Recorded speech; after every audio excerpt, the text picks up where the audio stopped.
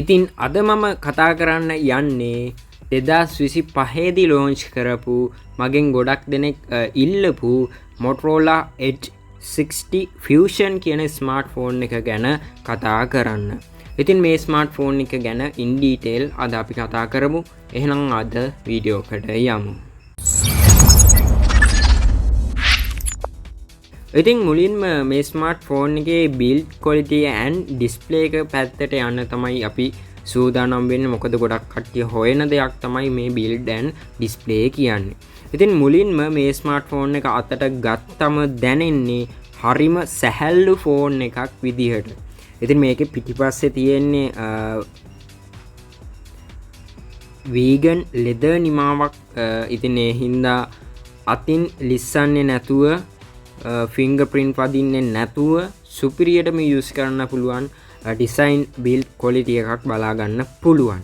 ඉතින් ඩිස්ප්ලේ එක ගැන කිව්වොත් මේ ස්මාර්ට්ෆෝන් එකේ අඟල් 0.667ක ඉන්ච් POLED curved screen එකක් බලා ගන්න පුළුවන්.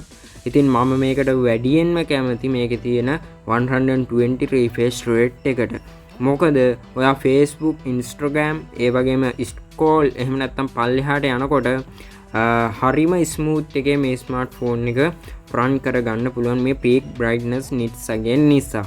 ඉතින් තව දෙයක් මේ ස්මාර්ට්ෆෝන් එකේ brightness අගේ 4500ක් දක්වා තියෙනවා. ඉතින් ඒ කියන්නේ දවල් 12ට විතර තද අවුවේ හිටියත් ෆෝන් එකේ තියෙන ඕනම දෙයක් පැහැදිලිව බලා ගන්න පුළුවන් මෙන්න මේ 4500ක නිට්ස් අගය නිසා. ඉතින් ගොඩක් හොඳ ඩිස්ප්ලේ එකක් මේ ස්මාර්ට්ෆෝන් එකේ ඉන්ක්ලූඩ් කරලා තියෙනවා. ඒ වගේම තමයි මේ ස්මාර්ට්ෆෝන් එකේ අපිට Korin Gorilla Glass 7i කියන ප්‍රොටෙක්ෂන් එක බලා ගන්න පුළුවන්. රෙසොලූෂන් අගය 1220යි 2712කින් වගේත් බලා ගන්න හැකියාවක් තියෙනවා. ඉතින් ගොඩක් හොඳ ඩිස්ප්ලේ එකක් මේ ස්මාර්ට්ෆෝන් එකේ ඉන්ක්ලූඩ් වෙලා තියෙනවා. බලා ගන්න පුළුවන් හැකියාවක් තියෙනවා. ඒ වගේම අපි කතා කරන්න ඕනේ මේ ස්මාර්ට්ෆෝන් එකේ IP රේටින් එක සම්බන්ධව විශේෂයෙන් IP69 කියන dust and water resistance පහසුකම තමයි බලා ගන්න පුළුවන්. ඒ කියන්නේ හොඳම water resistant පහසුකම මේ ස්මාර්ට්ෆෝන් එකේ බලා ගන්න පුළුවන්. ඒ වගේම තමයි drop resistance up to 1.2 meters බලා ගන්න පුළුවන්. ගොඩක් features මේ ස්මාර්ට්ෆෝන් එකේ අපිට බලා ගන්න පුළුවන්. ගොඩක් හොඳ body and display එකක් බලා ගන්න හැකියාවක් තියෙනවා. කරන්න කම්පේන් එකක් නැතිම තරම්. ඊළඟට අපි කතා කරන්න බලාපොරොත්තු වෙන්නේ මේ ස්මාර්ට්ෆෝන් එකේ performance and softwares ගැන.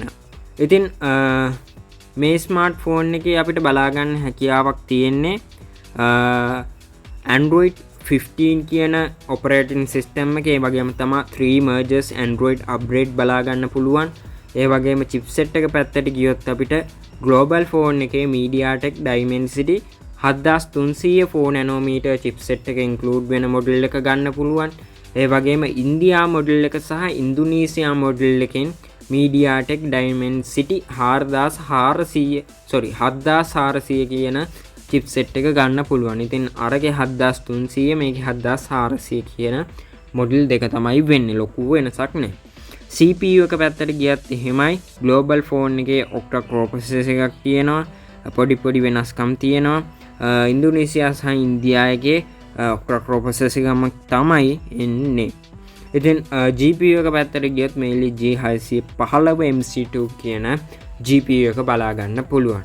ඉතින් මේ ස්මාර්ට්ෆෝන් එකේ platform එක and performance පැත්තට ගියොත් ඔයාට ඕනම application එකක් use කරන්න පුළුවන්.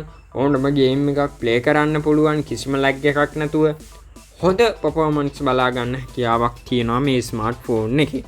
ඒ වගේම තමයි ඊළඟට අපි කතා කරන්න බලාපොරොත්තු වෙන්නේ මේ ස්මාර්ට්ෆෝන් එකේ කැමරා setup එක ගැන.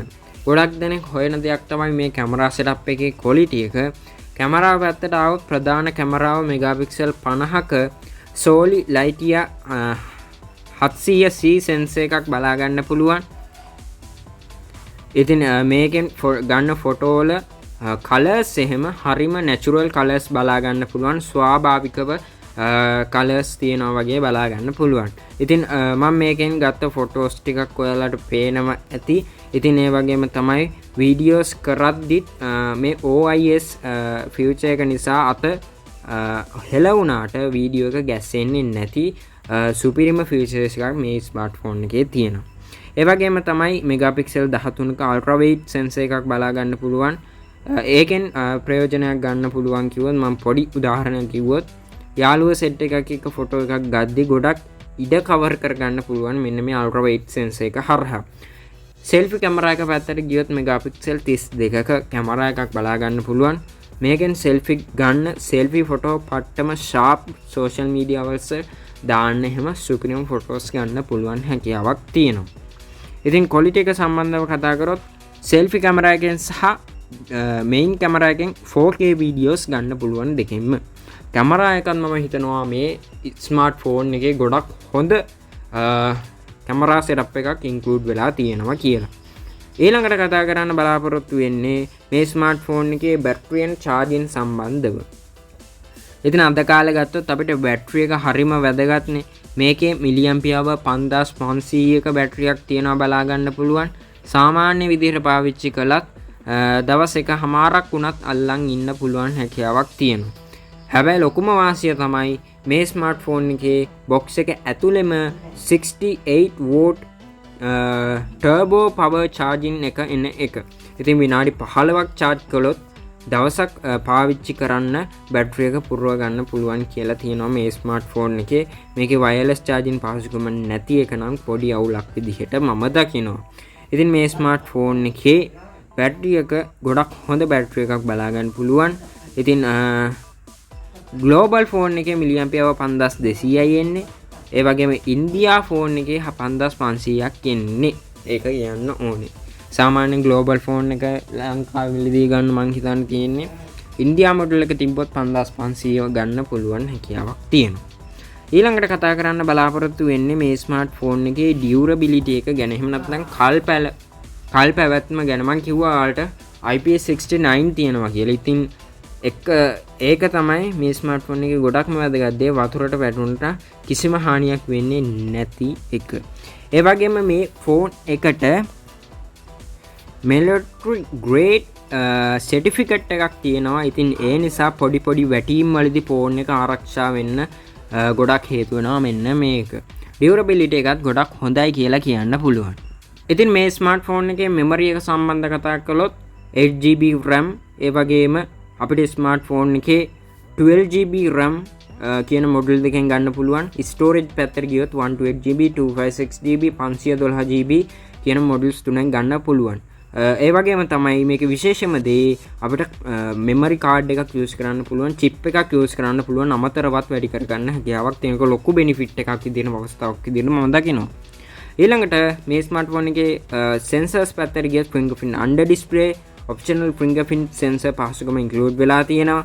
ඒ වගේම තමයි අමතර පහසුකම් විදිහට Wi-Fi, Bluetooth, GPS, NFC පහසුකමක් තියෙනවා. ගොඩක් හොඳ දෙයක්. මේ ස්මාර්ට්ෆෝන් එක කිසිම අඩුපාඩුවක් නැහැ. ගොඩක් වටින ස්මාර්ට්ෆෝන් එකක් කියලා කියන්න පුළුවන් හැකියාව තියෙනවා. ස්මාර්ට්ෆෝන් එකේ කලර්ස් පැත්තට ගියොත් ගොඩක් කලර්ස් තියෙනවා. ලස්සන කලර්ස් කිහිපයක් තියෙනවා. මම ඩිස්ප්ලේ වෙන්න දාන්නම්. මෙන්න මේ කලර්ස් ටික තමයි මිලදී ගන්න හැකියාව තියෙන්නේ.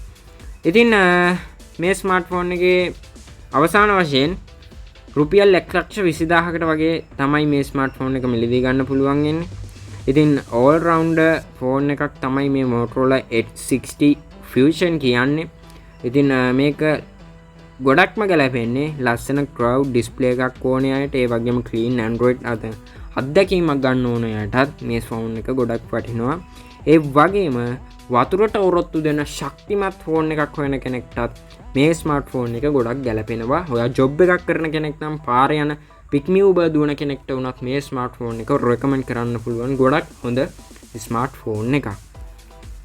ඉතින් ප්‍රයිසස් ගැන කතා කරලා 1,20,000ක වගේ ප්‍රයිස් රේන්ජ් එක තමයි යන්නේ. ඊට වඩා වැඩි අඩු වෙන්න පුළුවන් සාමාන්‍යයෙන් ඔයා ගන්න ෂොප් එක අනුව. ඉතින් අද වීඩියෝ එක මෙතනින් අවසන් කරන්න තමයි යන්නේ. ඉතින් තවත් මේ වගේ සුපිරිම වීඩියෝ එකකින් හමු වෙනකන් හැමෝම පරිස්සමින් ඉන්න. සුබ දවසක්. ජය වේවා.